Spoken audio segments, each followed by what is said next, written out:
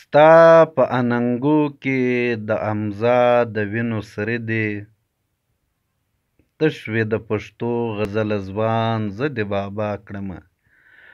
ملګرو امزا شینواری چې د پښتو ستر شاعر دی، هغه وایي چې په غزل کې زما د وینو سره دی. یعنی هغه د پښتو غزل ته د زړه وینې ورکړي دي. یعنی د زړه له وینو مقصد دا چې هغه به څومره ریاضت کړی وي.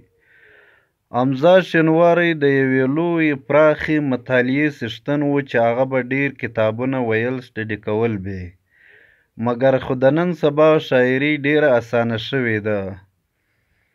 هېڅوک هم دا نه وایي چې زه به کتابونه واخلم او ښه معیاري کتابونه به واخلم، لکه حمزه بابا، رحمت شاه سایل، سیف رحمان سلیم، سلیم راز، درویش درانی، پیر محمد کاروان چې دا د موجوده وخت د نن دور شاعران دي. بل طرف ته بیا چې کوم دي د کلاسیک شاعران لکه خوشحال بابا، حمزه بابا، حمید بابا او داسې مرزا خان انصاري یا داسې روشنایي چې کومه دوره وه دغه شاعران.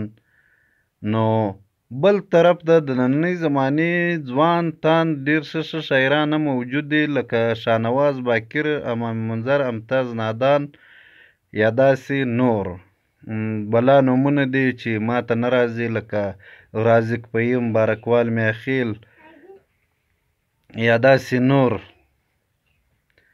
خو له بده مرغه د اوس زمانې شاعران چې کوم دي، ځوان شاعران دي، هغه د خپل تخلیق او خپل صلاحیت ضایع کوي په دې چې هغه مطالعه نه کوي، کتابونه نه ګوري، بلکې هغه د منیر بنیري یا د ضمیر خان ضمیر یا د ابراهیم تاج یا داسې نور کوم شاعران چې دي چې هغه ډېر غیر معیاري شاعران دي، مګر د څو ورځو مشهور دي. هغه به تر یو وخته خامخا په دې یوټیوب یا په دې سوشل میډیا مشهور وي، مګر د هغو په شعر کې زوروالی نشته.